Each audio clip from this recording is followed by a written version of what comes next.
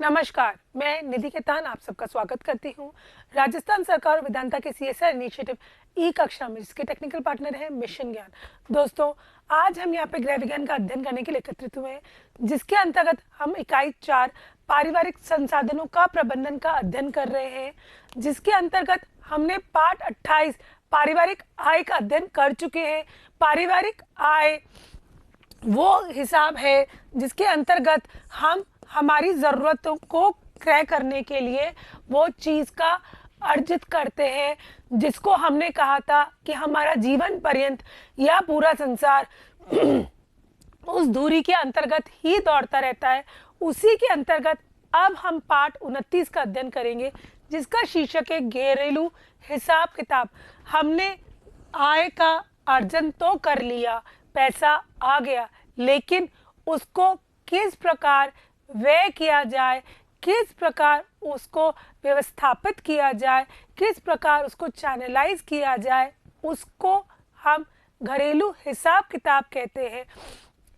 आप अगर बड़े बड़े इकोनॉमिस्ट या हमारे जो फाइनेंशियल मिनिस्टर्स हैं, उन्होंने भी ये माना है कि हमको तो आंकड़े करोड़ों में या लाखों में देने होते हैं, हम फटफट लिख देते हैं, लेकिन एक महिला का जो कि एक घरेलू महिला है, उसका हिसाब किताब बहुत ही महत्वपूर्ण है। और ये एक नेशन के फाइनेंस मिनिस्टर का जो वो आपका बजट देता है, उससे भी महत्वपूर्ण है। क्यों? क्योंकि वो लिमिटेड रिसोर्सेस से आपके पूरे घर परिवार की ज़रूरतों को परिपूर्ण करती है और हर एक व्यक्ति के चेहरे पर संतोषजनक खुशी लाने की परिपूर्ण कोशिश करती है। तो अगर हम फाइनेंस मिनिस्टर को कंपेयर करें, तो देश का फाइनेंस मिनिस्टर जो बजट बना रहा है, वो सालाना बना रहा है, वो सिर्फ अपने आंकड़े देता है, वो बहुत आसानी से दे सकता है।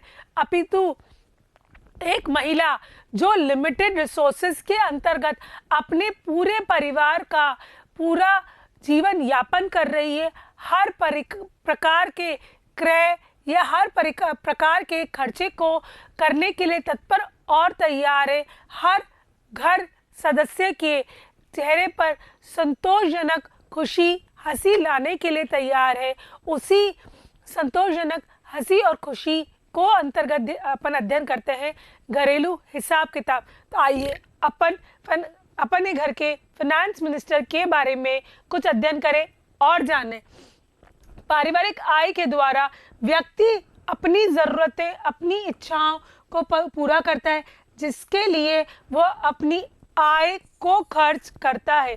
प्रत्येक व्यक्ति अपनी आय के अनुरूप ही अपनी आवश्यकताओं पर होने वाले खर्च या व्यय को तय करता है तथा अपनी आय को इस प्रकार विभाजित या कैटेगराइज करता है कि हर प्रकार के खर्चे को वो आसानी से परिपूर्ण कर सके और उसी को पारिवारिक आय कहते हैं। इसके अंतर्गत पारिवारिक आय व्यक्ति द्वारा अर्जित वह आय है जो वो एक निश्चित समय में अर्जित करता है और निश्चित समय में ही खर्च भी करता है। अपनी इच्छाओं या ज़रूरतों को परिपूर्ण करने के लिए समस्त वस्तुओं और सेवाओं का उपभोग करता है। इसी के अंतर्गत कांति पांडे जो एक और इकोनॉमिस्ट है, हमने पिछले वाले चैप्टर में Nickel and Dorsey, Gross and Kendall के बारे में पढ़ा था। इसके अंतर्गत हम कांति पांडे के बारे में पढ़ेंगे। परिवार विभिन्न आर्थिक प्रयत्नों से जो भी धन उपार्जित करता है, उसे कैसे, कितने और किस प्रकार खर्च करता है, उसे व्यय कहते हैं। हमने पिछले वाले अध्याय में विभिन्न प्रकार की आय के बारे में पढ़ा था। इस पाठ में हम हमारे फाइनेंस मिनिस्टर के द्वारा घर के विभिन्न सदस्यों के लिए जो भी व्यय किया जाता है, उसके अंतर्गत अध्ययन करेंगे कि कितने प्रकार के व्यय होते हैं और किस किस सुविधा और वस्तुओं के लिए वो अर्जित आय को व्यय करती है। जिसके अंतर्गत परिवार व्यय को मुख्यतः 2 भागों में विभाजित किया गया है। पहला है उपभोग व्यय। उपभोग व्यय मतलब जिसको हम कंज्यूमर एक्सपेंस भी कहते हैं, जिसका हम उपभोग कर लेते हैं, यूज़ कर लेते हैं डेली रूटीन के, अपनी ज़रूरतों के अनुसार आवश्यक सामग्री पर खर्च करते हैं, वो उपभोग व्यय कहलाते हैं। प्रत्येक परिवार को प्रति माह अपनी आय का कुछ हिस्सा निश्चित राशि भोजन, शिक्षा, ट्रांसपोर्टेशन, घर किराया इत्यादि पर अनिवार्यता उतना अमाउंट खर्च करना होता है। उस प्रत्येक परिवार की अधिकांश आय को उपभोग व्यय की वस्तुओं पर व्यय होता है और उसको उपभोग व्यय के अंतर्गत डाला गया है। दूसरा है बचत, विनियोग या हम फ्यूचर इन्वेस्टमेंट भी कहते हैं। ये होता है फ्यूचर इन्वेस्टमेंट, फ्यूचर भी कह सकते हैं। उपभोग के बाद जो हमारी धनराशि बच जाती है या हम जो अपनी आय का चैनलाइजेशन करके जो हम हमारा बचत का अमाउंट बचाते हैं, उस बचत किए हुए पैसे को घर में ना रख के किसी अच्छे सुरक्षित संसाधनों के अंतर्गत विनियोग करते हैं, उसे हम बचत कहते हैं। और ये हम अपने भविष्य के लिए सुरक्षित रखते हैं, जैसे भविष्य में आने वाले खर्चे, चाहे आपकी फर्दर स्टडीज़ हो, चाहे कोई मकान खरीदने का प्लान हो, चाहे कुछ भी हो, उसके अंतर्गत हम इसको बचाकर और विनियोग के अंतर्गत स्थापित करते हैं। फिर आता है उपभोग व्यय के रूप में कौन कौन से व्यय होते हैं जिनको हम कैटेगराइज कर सकते हैं। उपभोग व्यय के अंतर्गत फर्स्ट पॉइंट है निश्चित व्यय। निश्चित अवधि व्यय वो होता है जो महीने दर महीने, मंथली वाइज आपका सेट होता है कि ये खर्चा तो होगा ही होगा। महीने की पहली तारीख आई नहीं और ये खर्चा खड़ा हो जाता है, जैसे आपके घर का राशन, आपके बच्चों की फीस, ट्रांसपोर्टेशन का किराया, मकान अगर आप किराए पे रह रहे हो तो मकान का किराया, बिजली का बिल, पानी का बिल, ये सब आपका 1 तारीख पे निश्चित तय हो जाता है कि ये हर महीने खर्च होगा ही होगा। तो ये आपका निश्चित व्यय के अंतर्गत आता है।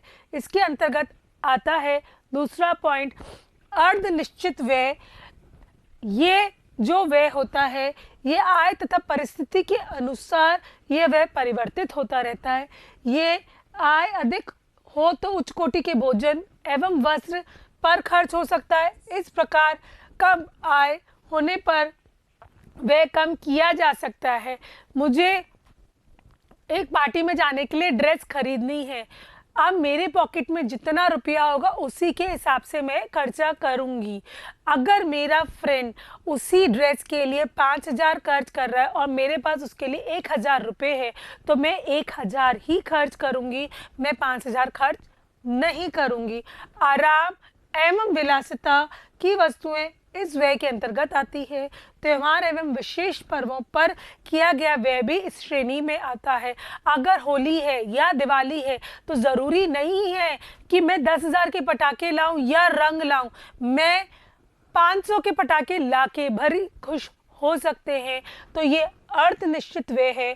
ये आपकी आय और व्यय करने की क्षमता पर निर्भर करता है कि इसके अंतर्गत आप कितना पैसा अपना स्पेयर करके खर्च कर सकते हो। इसके अंतर्गत तीसरा आता है अन्य व्यय। ये व्यय आपका अनिर्धारित होता है, जैसे आपके घर में कोई शादी हो गई या कहीं घूमने जाना हुआ या कोई और अलग एक्सपेंसेस आ गया, ये सब इस पे निर्धारित करता है। ज़रूरी नहीं है कि शादी में हम बहुत ज़्यादा खर्चा करें, ज़रूरी नहीं है कि हम घूमने जा रहे हैं तो फ्लाइट से ही जाएं, हम ट्रेन से भी जा सकते हैं। तो ये सब अन्य व्यय के अंतर्गत आता है। जैसे मनोरंजन, आभूषण आप अपनी आय के अनुसार खर्च करेंगे, ये बिल्कुल भी कंपलसरी एक्सपेंसेस नहीं होते हैं। ये जितनी आय होती है उतना ही आप पग पसार के खर्चा करते हो। आइए इसके अंतर्गत आगे देखते हैं कि पारिवारिक आय एवं व्यय की आवश्यकता। पारिवारिक अपनी आवश्यकताओं को परिपूर्ण करने के लिए विभिन्न वस्तुओं और सेवाओं का क्रय करता है। उसके लिए चाहे वो पैसा खर्च करे या मुफ्त उपलब्ध हुई हुई को उपयोग में ले, लेकिन कुछ ना कुछ खर्च करता है और संतोष प्राप्त करता है, उस ही अपन आय कहते हैं। आय और व्यय एक अनवरत कर चलने वाला प्रक्रिया है। पैसा कमाया, खर्च किया, आपने संतोष प्राप्त किया, फिर वापस आपने पैसा कमाया, फिर आपने खर्च किया, फिर संतोष प्राप्त किया। इस तरह से ये अनवरत साइकिल है जो निरंतर चलती रहेगी और आपका जीवन पर्यंत कार्य चलता रहेगा। प्रत्येक व्यक्ति अपनी योग्यता और सीमाओं के अनुसार ही पैसा या मुद्रा खर्च करता है और अपनी इच्छाएं जागृत करता है और अपनी इच्छाओं को परिपूर्ण करता है। दोस्तों, इस जगह मैं आपको एक एग्जाम्पल देना चाहूँगी। एक हिंदी में बहुत ही अच्छा मुहावरा है कि जितनी चादर हो उतने ही पग पसारने चाहिए। इसका मतलब जितना आपकी जेब में मुद्रा हो उतने ही आपकी इच्छाएं जागृत हो जाती है। अगर आज आपकी आय का स्रोत अच्छा है तो आप हर तीसरे चौथे दिन रेस्टोरेंट में खाना पसंद करेंगे, पिक्चर जाना पसंद करेंगे। उसी के विपरीत जो मजदूर वर्ग है वो रोज़मर्रा की ज़िंदगी को ही यापन करने के लिए पैसा कमाता है, तो वो रेस्टोरेंट में जाने का सोच भी नहीं सकता। तो ये वही बात है, जितना आपकी चादर है उतने ही आप पग पसारते चले जाते हैं। मनुष्य आर्थिक क्रियाओं की मूल इकाई है तथा उपयोग व्यय आर्थिक क्रियाओं का संचालक है, जिसके अंतर्गत आवश्यकताएं अनंत है, जिससे के लिए परिवार उपभोग व्यय करता है। उपभोग वस्तुओं की मांग में वृद्धि होने पर उत्पादन की गति और मात्रा भी बढ़ती है। उत्पादित वस्तुओं के विनय से व्यक्ति अपनी इच्छित वस्तुएं प्राप्त करता है। उत्पादित माल के वितरण में मनुष्य अपनी आय प्राप्त करता है। इस पूरे आप डिटेल्ड जो पॉइंट्स लिखे हुए हैं इसको इस डायग्राम के थ्रू आप बहुत आसानी से समझ सकते हैं। आइए पहले इस डायग्राम का एनालिसिस कर लें। जैसे इस फ्लो चार्ट से जो भी मैंने बोला आपको समझ में आ जाएगा। आइए, पहला है आवश्यक वस्तुओं का उपभोग। अगर आज मुझे आवश्यक वस्तुओं के उपभोग में फल, सब्जी या किराना चाहिए तो मैं फल से ले लेती हूँ। फल के लिए मैंने पैसा व्यय करा, खर्चा करा, यहाँ पे मैंने पैसा दिया। पैसा देने से यहाँ डिमांड बढ़ने से उत्पादन वृद्धि हुई, सप्लाई बढ़ी। सप्लाई बढ़ने से क्रय हुआ, कमाई हुई। यहाँ पे मैंने तो क्रय करा, मैंने तो पैसा दिया, लेकिन किसी ने तो पैसा कमाया।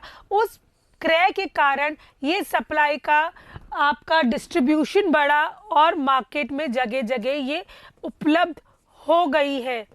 डिस्ट्रीब्यूशन बढ़ने से, जैसे कि अगर हम पहले कहें तो राजस्थान में स्ट्रॉबेरीज या कीवी जो फॉरेन फ्रूट्स माने जाते वो इतनी आसानी से उपलब्ध नहीं होते थे, लेकिन आजकल डिमांड बढ़ रही है तो सप्लाई बढ़ रही है। सप्लाई बढ़ने से डिस्ट्रीब्यूशन बढ़ रहा है।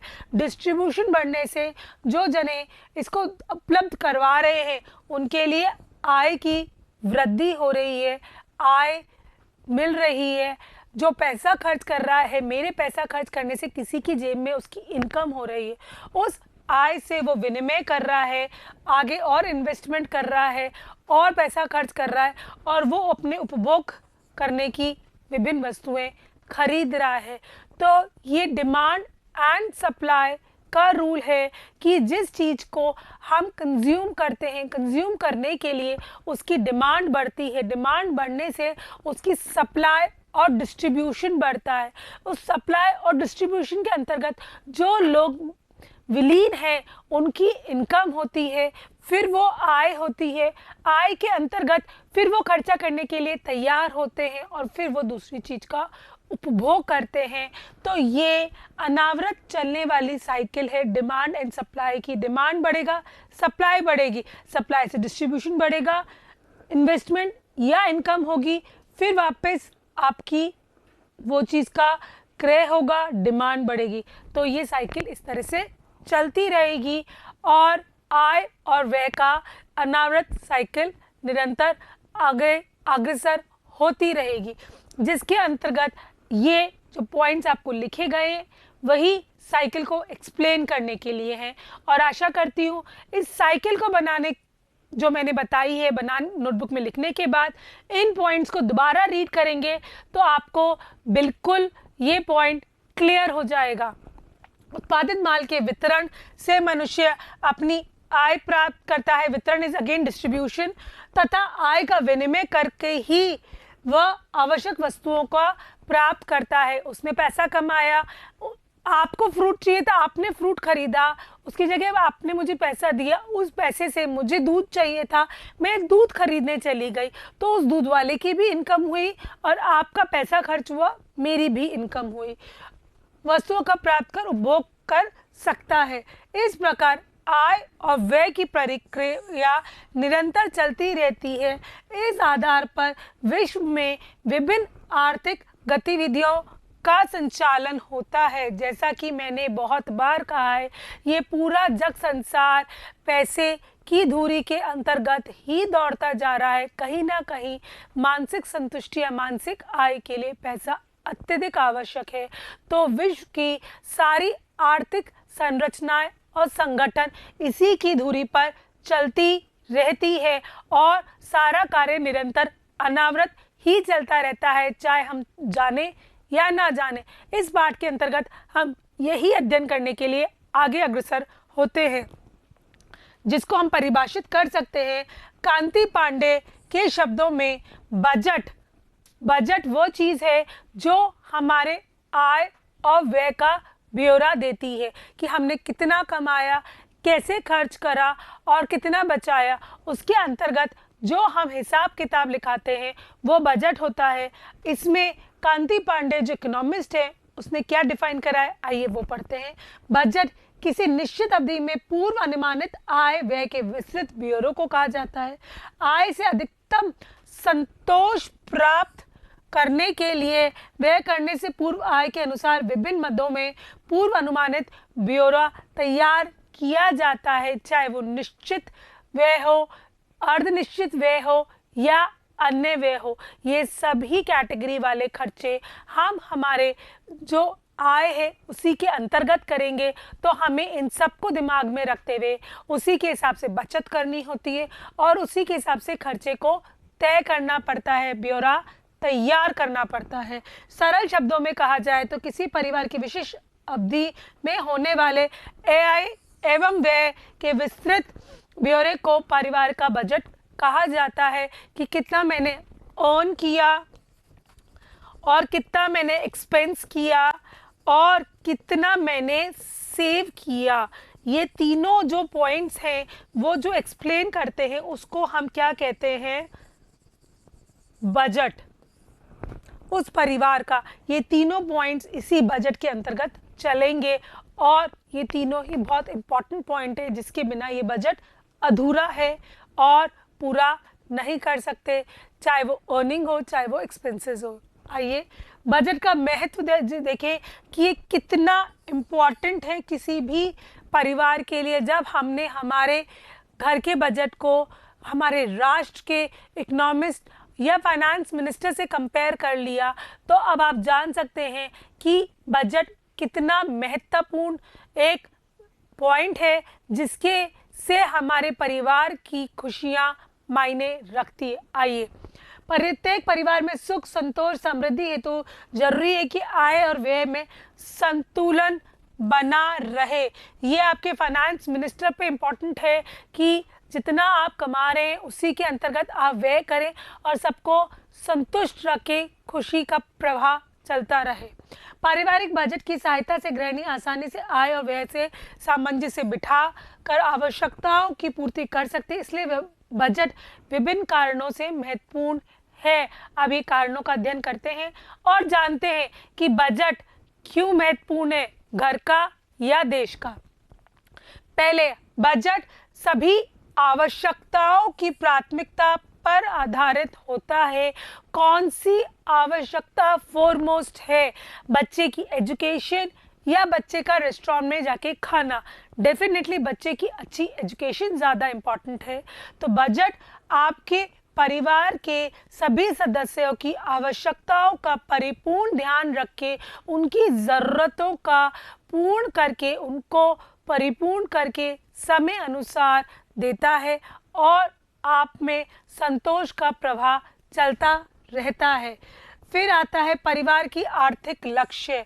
आर्थिक लक्ष्य को स्पष्ट करने से बजट की बहुत अहम भूमिका होती है, चाहे वो अल्पकालीन हो या दीर्घकालीन। जैसे मैंने आपको कहा, चाहे निश्चित हो, चाहे आपके फ्यूचर बनाने के लिए आपको बाहर पढ़ने जाना हो या हायर स्टडीज़ के लिए जाना हो या मकान खरीदना हो या शादी, कोई भी चीज़ हो, दीर्घकालीन या अल्पकालीन, टारगेट आर्थिक स्थिति को तय करके जो भी आय हो रही है उसको विभाजित करके उसी हिसाब से सेविंग्स करके या एक्सपेंसेस करके आप उस चीज़ को, उस लक्ष्य को तय कर सकते हैं और ले सकते हैं।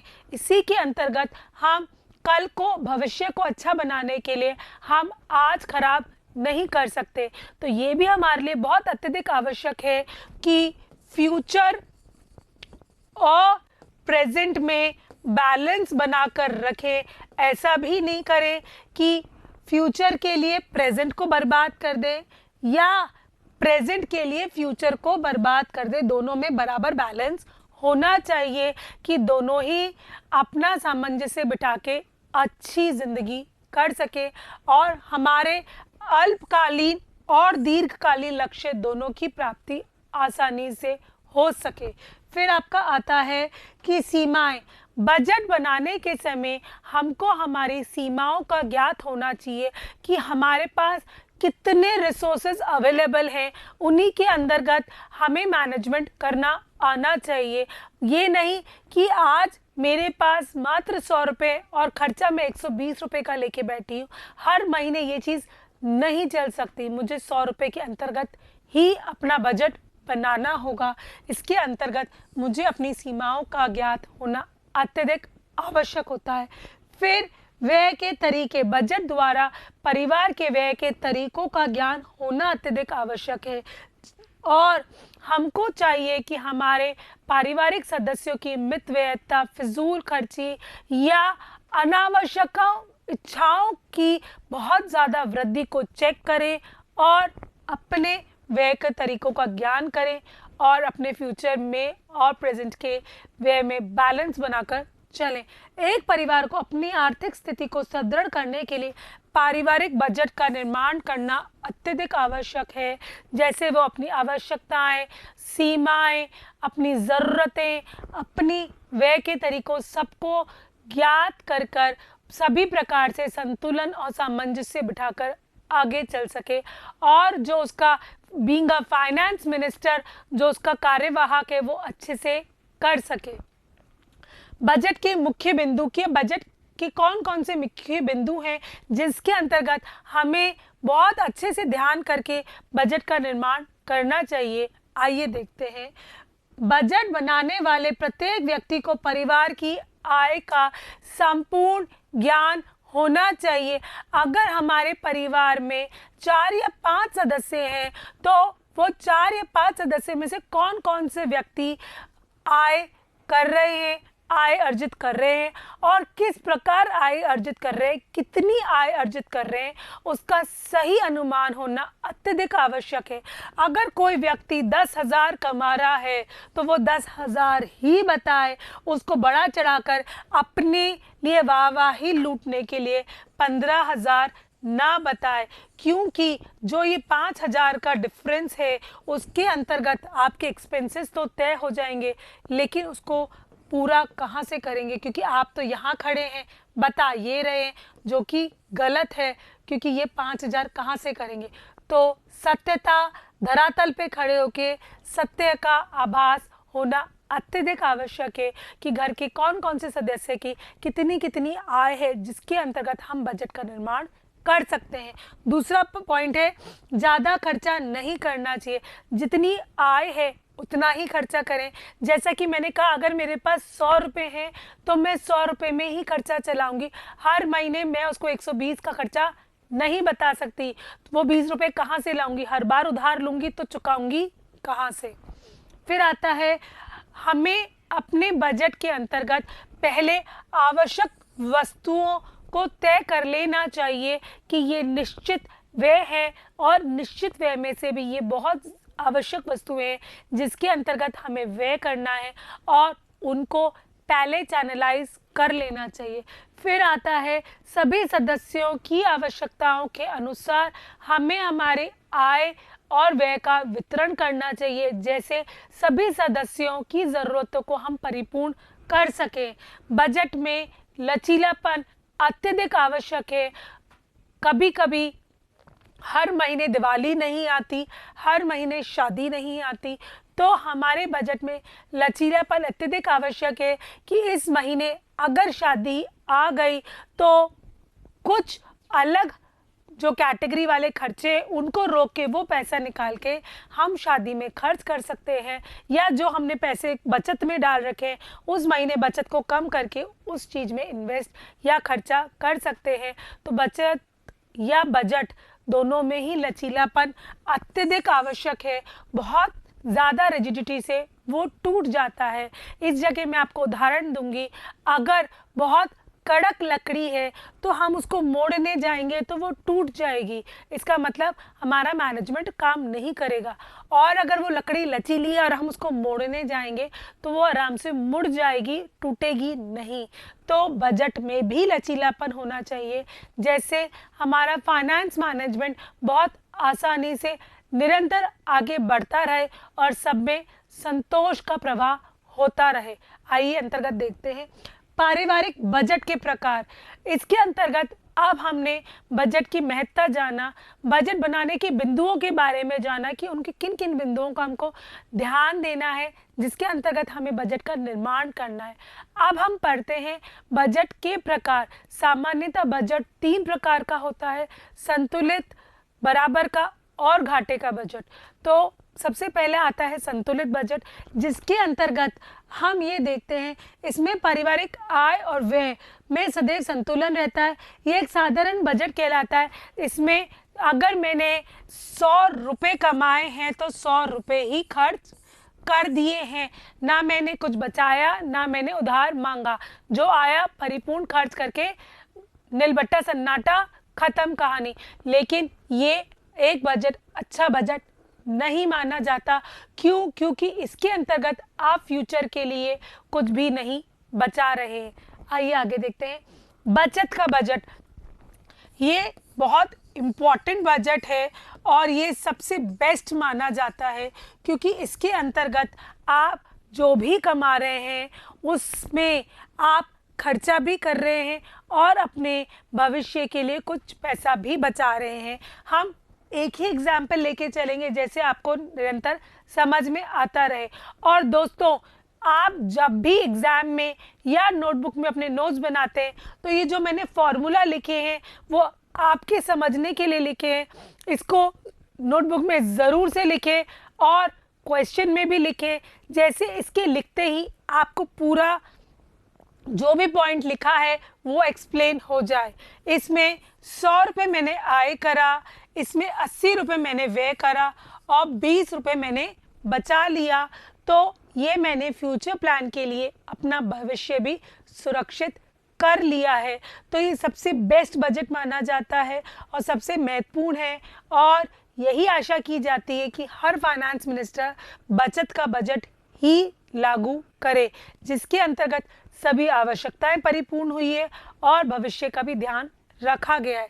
फिर आता है घाटे का बजट। इसके अंतर्गत जितनी मैंने आय करी है उससे ज़्यादा मैंने खर्चा कर लिया। इसका मतलब मैंने आय तो 100 रुपये करी है, 20 रुपये मैंने उधार ले लिया और वह मैंने 120 करा। तो ये जो 20 रुपये है ये मेरे लिए बहुत भारी पड़ेगा, क्योंकि इस महीने मेरी 100 रुपये आय है, 20 रुपये उधार। अगले महीने भी मेरी 100 रुपये आय होगी, खर्चा तो मेरा 120 ही चल रहा है, तो 100 रुपये में से मैंने 20 रुपये उधार चुका दिया तो बचा कितना? 80 रुपये। तो इस महीने मैंने 40 रुपये फिर उधार ले लिया, तो इसके अंतर्गत मेरा उधार का खाता चलता जाएगा और मैं अपना प्रेजेंट बचाने के लिए उधार ले रही हूँ, प्रेजेंट भी गर्त में जा रहा है और फ्यूचर का तो कोई अता पता ही नहीं है। जब प्रेजेंट का ही नहीं पता तो फ्यूचर का तो क्या पता होगा। इसलिए इसको सबसे नेगेटिव या बुरा बजट कहा जाता है, घाटे का बजट, जिसके अंतर्गत आय तो कम और व्यय ज़्यादा होता जाता है। आइए इसके अंतर्गत और अध्ययन करते हैं कि बजट के विभिन्न मद कौन कौन से हैं जिनके अंतर्गत हमको खर्चा करना होता है। इसमें से कुछ मद निश्चित है, कुछ अर्ध निश्चित है और कुछ अन्य हैं। ये आपकी इच्छाएं और ज़रूरतों पर आधारित होते हैं। आइए देखें, पहला है भोजन, जो निश्चित है, बहुत ज़रूरी है, अनाज, मसाले, घी, तेल आदि। लेकिन इसमें भी आप पे डिपेंड करता है कि आप बेसिक नीड फूड्स की प्रोवाइड कराते हैं या रोज़ बाज़ार का खाते हैं, ये आप पे तय करता है। फिर है वस्त्र, पहनने ओढ़ने वस्त्र, घरेलू वस्त्र, आवास, मकान किराया, मकान निर्माण, धुलाई पुताई।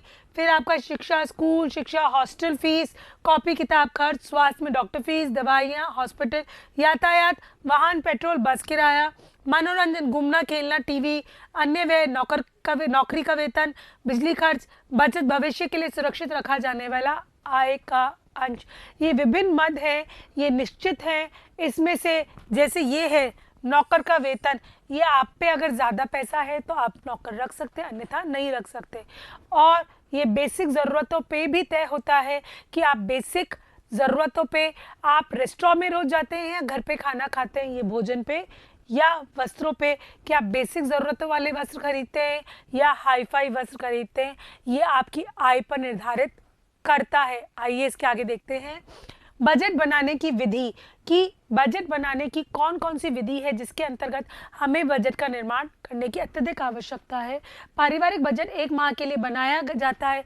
बजट बनाने के लिए व्यक्ति की आय के सभी स्रोतों के बारे में ज्ञान होना अत्यधिक आवश्यक है, और वो भी बेसिक धरातल वाले, कोई भी बढ़ा चढ़ा के ना बोले।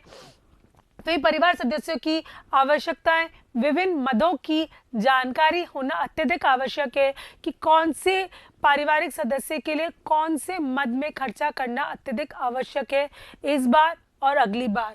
इसके अनुसार हम अपने खर्च को या बजट को तय करते हैं। फिर आता है विभिन्न बजटों के लिए मूल सिद्धांत है कि जितनी आय कम होगी उतनी जीवन की अनिवार्यता ज़रूरतों पर उतना ही प्रतिशत अधिक व्यय होगा। इस सिद्धांत पर अर्थशास्त्री अर्नेस्ट एंजेला ने जीवन के विभिन्न आवश्यकताओं पर जीवन स्तर के अनुकूल व्यय का प्रतिशत निर्धारित किया है, जिसे हम तालिका द्वारा आसानी से अध्ययन कर सकते हैं। इसने ये बताया है कि अगर कम आय है तो उतना ही ज़्यादा हमारी बेसिक नीड्स और रिक्वायरमेंट्स में खर्चा होगा, और जितनी आय बढ़ती जाएगी उतना ही हमारा बेसिक नीड्स पे खर्चा प्रतिशत कम होगा और हमारी विलासियत या मनोरंजन पे खर्चा ज़्यादा होगा। आइए देखते हैं मद हमारे हैं भोजन, वस्त्र, आवास, ईंधन व प्रकाश, शिक्षा, स्वास्थ्य व मनोरंजन। इसके अंतर्गत व्यय का है निम्न आय वर्ग, मध्य और उच्च। निम्न आय वर्ग वाले में आपके आगे मजदूर, मध्य में आगे आपके सैलरी और उच्च में आपके आगे बिजनेस क्लास या हाईली सैलरीड पर्सन। निम्न आय वर्ग में आपके भोजन का आय का 60% भोजन पे खर्च होता है, अपितु निम्न में 55 और अधिक में 50%, क्योंकि पेट में तो वो 2 रोटी ही जाएगी। वस्त्र सब 18% है, लेकिन 18% फर्क पड़ जाता है। अगर यहाँ पे 2000 रुपये की इनकम है तो 2000 में से आप कितना करेंगे, 1200 इसमें हो गया और 1800 इसका मतलब नियर अबाउट 300 इस पे हो गया। ये 20,000 है तो 12,000 और 3,000, तो कॉस्टिंग में इसी हिसाब से फ़र्क पड़ता चला जाता है। आवास में सबका 12% है, लेकिन वही सैलरीड अमाउंट में पैसे में फ़र्क पड़ जाएगा कि 12% होगा करीबन 220 रुपये के आसपास, और यहाँ पे वही हो जाएगा 2,200 रुपये। तो इसके ऊपर डिपेंड करता है। ईंधन प्रकाश 5% है। शिक्षा मनोरंजन में ये 5 कर रहा है, ये 10 कर रहा है, ये 15 कर रहा है, ये टोटल होता 100 ही है। लेकिन आपने ये देखा कि भोजन पे ज़्यादा और कम होता जाता है और शिक्षा मनोरंजन पे कम से ज़्यादा होता जाता है। इसका मतलब विलासियता बढ़ती चली जाती है। ठीक है, इसके अंतर्गत अब आता है कि आदर्श बजट किसे कहते हैं। जैसा कि मैंने कहा था 3 प्रकार के हमने बजट पढ़े थे, संतुलित बजट, संतुलित बचत और घाटे का। इसके अंतर्गत मैंने उसी समय कहा था बचत वाला बजट जो होता है वो सबसे बेस्ट बजट होता है। आइए अब आदर्श बजट के अंतर्गत हम देखते हैं एंजेला के सिद्धांतों में बचत का प्रावधान नहीं है, जबकि आज के युग में बचत आवश्यक मद है क्योंकि हमारा फ्यूचर सिक्योर होना बहुत ज़्यादा ज़रूरी है। एंजेला के सिद्धांत में परिवर्तन करके बचत को शामिल कर नीचे उदाहरण के तौर पर 3 वर्गों को अनुमानित बजट दिया गया है, जिसमें सदस्यों की संख्या एवं उम्र समान है, जिसके अंतर्गत आय को बराबर व्यय प्लस बचत, ये अगर आपको ध्यान हो तो बचत वाले बजट का ही फॉर्मूला है जिसे हमने आदर्श बजट के अंतर्गत लिया गया है। बजट का सिद्धांत घरेलू आय व व्यय के विभिन्न मदों पर प्रदर्शित निर्धारण का कर एक सफल आदर्श बजट बनाने में मदद करता है। प्रस्तुत बजट एक अनुमानित बजट है, ये पारिवारिक आवश्यकताओं परिस्थितियों के अनुसार परिवर्तित कर लेना चाहिए। आइए इसका अध्ययन करते हैं। विभिन्न आय वर्गों में वही निम्न, मध्य और उच्च। निम्न में 5,000 है, मध्य में 20 है, उच्च में 60,000 है। हमारे मद है भोजन, वस्त्र, आवास, ईंधन, शिक्षा, स्वास्थ्य, मनोरंजन व बचत। इसके अंतर्गत हमने प्रतिशत तय करा था 60, 15, 11, 5, 2, 2, 1, 4। इसमें देखिए बाकी सब तो समान है, यहाँ पे भोजन पे डिफरेंस है और बचत का डिफरेंस है जो कि डिफर कर रहा है। भोजन पे निम्न वर्ग वाला 60 कर रहा है और वो 50% कर रहा है, वो 45 कर रहा है। तो इसमें आप देख सकते हैं कि 60% में 300 रुपये है, तो यहाँ 10,000 है, तो यहाँ पे 27,000 है। ये 300 नहीं होना चाहिए, 3,000 होगा बच्चों, गलती से एक जीरो हट गया है। 15% में 750 है, फिर वो 3,000 है और यहाँ पे 9,000 है। इसी तरह विभिन्न मद बदलते गए और हमने ये देखा कि सभी में 100% आ गया, तो विलासिता बढ़ती गई और बेसिक एक्सपेंसेस बदलते गए। वो 27,000 का खाना खा सकता है कि नहीं खा सकता? नहीं खा सकता, इतना ज़्यादा खाना वो नहीं खा सकता। आइए अब घरेलू हिसाब किताब रखने के मत जाने और इनको किस प्रकार रखा जा सकता है। पारिवारिक आय सीमित होती है, जिसे ध्यान में रखकर पारिवारिक सदस्यों की आवश्यकताओं को पूरा करना चाहिए। आय का हिसाब किताब रखकर गृहस्थी को सुचारू रूप से चलाने की व्यवस्था करनी पड़ती है, क्योंकि फाइनेंस मिनिस्टर है तो फाइनेंस को कंट्रोल करेंगे तो सभी चीज़ अच्छे से चल पाएगी। गृहिणी के पास लिखित रूप में लेखा जोखा रखने से खर्च बजट के अनुसार हो रहा है या नहीं इसका ज्ञान हो जाता है। जैसे अगर कहीं मितव्ययता हो रही है उसको चेक कर ले, कंट्रोल कर ले और उसको रेगुलराइज कर सके। आय व व्यय का उचित संतुलन बनाए रखना आसान हो जाता है, साथ ही अनावश्यक व्यय पर नियंत्रण रहता है, मितव्ययता कम हो सकती है। यदि खर्चे में वृद्धि हो जाए तो उसे हिसाब रखकर कम किया जा सकता है। इस प्रकार महीने के अंत में बजट के अनुसार बचत की संभावना को बढ़ाया जा सकता है। घरेलू खर्च में वित्तता आती है तथा अनावश्यक व्यय पर प्रतिबंध लगाता है।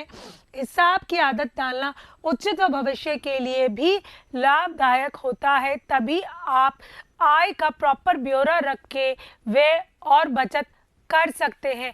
आइए इसके अंतर्गत देखते हैं हिसाब किताब की आवश्यकता किस किस अंतर्गत होती है। धन व्यवस्थापन के लिए प्रत्येक वस्तु की कीमत व निश्चित समय में किए गए व्यय की जानकारी के लिए, अनावश्यक खर्चों पर रोक लगाने के लिए, सोच समझ कर खर्च करने के लिए, पारिवारिक लक्ष्यों की प्राप्ति के लिए, चाहे वो अल्पकालीन लक्ष्य हो या दीर्घकालीन लक्ष्य हो, लेकिन लक्ष्यों की प्राप्ति तो करनी ही होती है। आइए इसके अंतर्गत देखते हैं। पहला हिसाब किताब के प्रकार लिखने का तरीका है प्रत्येक दिन का हिसाब किताब, प्रत्येक दिन या प्रतिदिन का हिसाब किताब के अंतर्गत आप किसी भी डायरी या पेज पे एक टेबल बना लीजिए। हर दिन की एक तारीख लिखिए, क्या खरीद रहे हैं वो वस्तु लिखिए, क्या मात्रा में खरीद रहे हैं, आपने अगर दूध लिया तो दूध कितना लिया, आपने फल लिए सब्जी ली तो कितनी ली और कितना खर्च किया। तो ये डेली बेसिस का आपका एक्सपेंस चलता रहता है, इसको डेली बेसिस भी कहा जा सकता है। फिर आपका आता है साप्ताहिक। साप्ताहिक के अंतर्गत आप एक दिन का हिसाब लगा के हर हफ्ते के खर्चे को आप चैनलाइज करते हैं। आपने यहाँ पे विभिन्न मद लिख लिए कि कौन कौन से हैं, प्रथम सप्ताह, द्वितीय सप्ताह, तृतीय सप्ताह। इसके अंतर्गत सोमवार को मैंने 200 रुपये खर्च करे, मंगलवार को 150, यहाँ पे 180, इस तरह से लग के पूरे वीक वाइज मंथ का आप पूरा कार्ड बना सकते हैं, जिसके अंतर्गत आप खर्चे का ब्यौरा लिख के जोड़कर अपना पूरा कैलकुलेशन बजट बना सकते हैं। फिर आपका आता है मंथली वाइज। इसके अंतर्गत आप हर महीने की आय लिखते हैं और हर महीने की व्यय लिखते हैं, और आय से कम या अधिक खर्चा इसमें जैसे 2000 बचत करा तो 2000 प्लस कर देंगे, और किसी महीने 20,000 ही है और खर्चा 21,000 हो गया है तो 1000 लिख के माइनस कर देंगे कि मैंने यहाँ पे 1000 ज़्यादा खर्च किया, जो पिछले महीने बचाया था वो यहाँ पे खर्च हो गया। इस प्रकार आप पूरे महीने का या पूरा वार्षिक हिसाब किताब लिख सकते हैं। इसके अंतर्गत आता है अब हिसाब किताब के प्रकार, कि हिसाब किताब के प्रकार कौन कौन से होते हैं, कौन कौन सी है, जैसे बाजार का हिसाब, दूध का हिसाब, धोबी का हिसाब। इसके अंतर्गत हम पहले जानते हैं बाजार का हिसाब किताब। सारी ही वस्तुओं का क्रय बाजार से किया जाता है। इसके अंतर्गत एक किताब में आप बाजार से खरीदने वाली वस्तुओं की लिस्ट बनाएं और उसके अंतर्गत आपने क्या क्या खर्चा किया है उसकी लिस्ट बना के उसका टोटलिंग करें, जैसे आप जान सकें कि बाजार से कोई भी सामग्री लाने के लिए आपने कितना व्यय किया और कितनी मौद्रिक आय का खर्चा किया, वो आपके पास ब्यौरा आ जाएगा। फिर आता है दूध का हिसाब।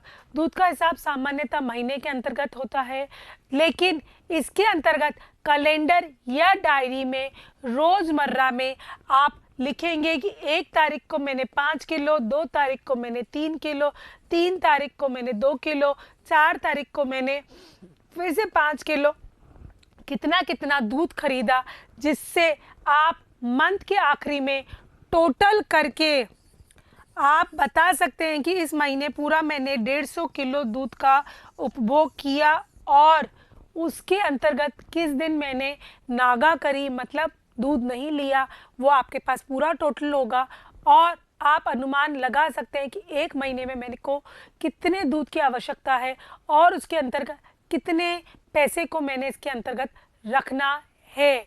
आइए इसके अंतर्गत देखते हैं धोबी का हिसाब। धोबी की धुलाई जाने वाले वस्त्रों का ब्यौरा रखना चाहिए। हर इस खाते में गृहिणी प्रतिदिन धोबी को दिए जाने वाले कपड़ों का हिसाब रखती है कि कितने कपड़े धोने के लिए दिए, कितने कपड़े प्रेस के लिए दिए, कितने कपड़े चरक के लिए दिए, कितने कपड़े ड्राई क्लीन के लिए दिए, कितने छोटे कपड़े दिए और कितने बड़े या सूती कपड़े दिए। सभी की रेटें अलग है, सभी का ब्यौरा लिखें, सभी तारीख वाइज लिखें। इसके अंतर्गत आपको पता रहेगा कि धोबी के ऊपर कितना खर्चा हुआ, कौन से कपड़े को ड्राई क्लीन कराना है, कौन से कपड़े को चरक की ज़रूरत है और कौन सा कपड़ा नॉर्मल प्रेस की आवश्यकता के अंतर्गत आप किसी कॉपी या डायरी में इसका हिसाब लग के महीने, 15 दिन या हफ्ते के अनुसार उसको पेमेंट करके अपना ब्यौरा रख सकते हैं।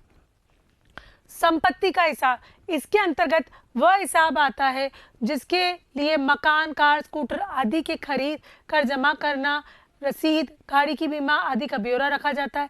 अलग फाइल बनाकर इन बिलों को फाइल करके आगे भी के लिए भी रख सकते हैं कि बीमा की तारीख वापस कब आ रही है, मकान का कोई टैक्स देना है तो उसकी ड्यू डेट कब आ रही है। इस हिसाब से संपत्ति का ब्यौरा की रखा जा सकता है। फिर आता है बीमा या अन्य बचत साधन का हिसाब। जब धन राशि का विनियोग बीमा बैंक या पोस्ट ऑफिस या अन्य किसी बचत में किया जाता है, तब उससे संबंधित रसीद कागज को एक जगह व्यवस्थित फाइल में करना चाहिए। शेयर, ऋण पत्र, मियादी जमा आदि का विवरण भी इसी खाते में रखना चाहिए।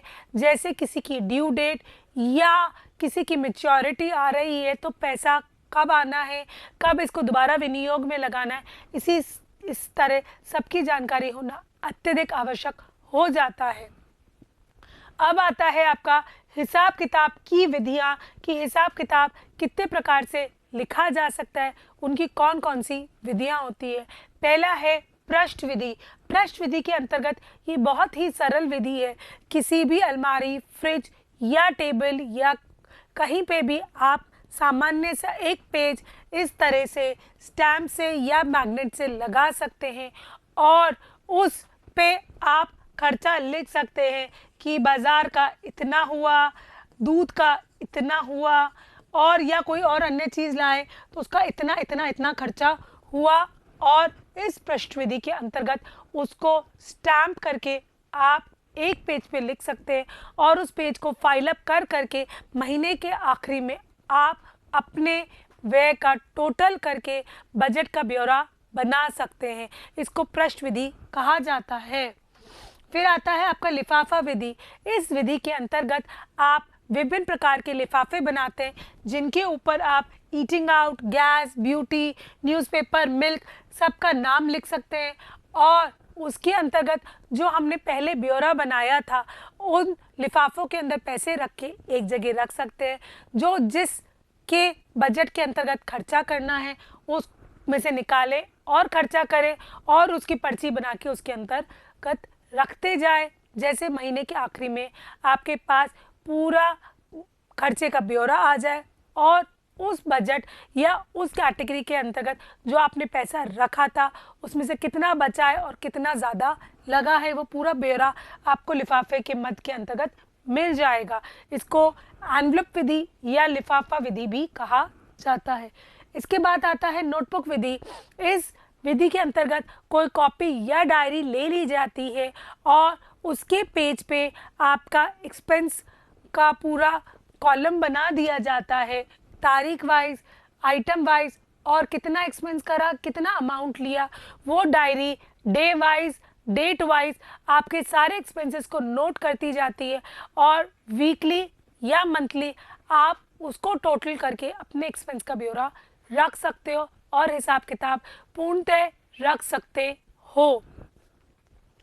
फिर आता है कार्ड भरने की विधि। पारिवारिक के प्रत्येक सदस्य को अलग अलग खर्चे के हिसाब से अलग अलग कार्ड दे दिए जाते हैं। अगर आपके परिवार में 5 जने हैं तो 5 जनों को 5 कार्ड दे दिए जाएंगे और जब जैसे ज़रूरत पड़ रही है वैसे पैसा उपलब्ध करा दिया जाता है और जो व्यक्ति जिस मद के अंतर्गत खर्चा कर रहा है वो उस कार्ड में भरता जाता है।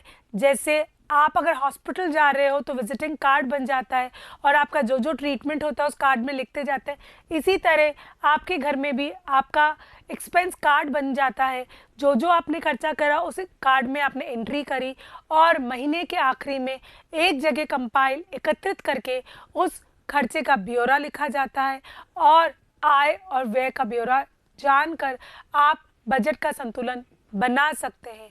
तो इस पार्ट के अंतर्गत हमने हिसाब किताब का ब्यौरा जाना, जिसके अंतर्गत हमने ये जाना कि हिसाब किताब रखने की क्यों आवश्यकता है, इससे क्या होता है और इसके अंतर्गत बजट क्या होता है, बजट की महत्ता जाना, बजट बनाने के महत्वपूर्ण बिंदुओं के बारे में जाना, कितने प्रकार के बजट होते हैं उसके बारे में जाना। फिर हमने जाना कि घरेलू हिसाब किताब क्यों करना चाहिए, किस किस प्रकार लिखा जाता है और कौन कौन से बजट मद होते हैं जिनके अंतर्गत हमने हिसाब लिखना है और कौन कौन से बजट या खर्चा हिसाब किताब लिखने की विधियां होती हैं उनके बारे में जाना। आशा करती हूँ कि इस पाठ के अंतर्गत दोस्तों आपने नोटबुक में निरंतर कॉपी करते रहे होंगे, फॉर्मूले लिखते रहे होंगे और अब इसको एक बार वापस पुनरावृत्ति करके देखें कि कौन सा पॉइंट आपको समझ में नहीं आया है, उसको वापस पढ़ें और नहीं आए तो कमेंट सेक्शन में लिखकर आप मुझसे पूछ सकते हैं। तब तक मैं आपके सामने इसका सेकंड पार्ट में आपके अभ्यास प्रश्न लेके प्रस्तुत होती हूँ। तब तक याद करते रहिए और निरंतर आगे बढ़ते रहिए। नमस्कार।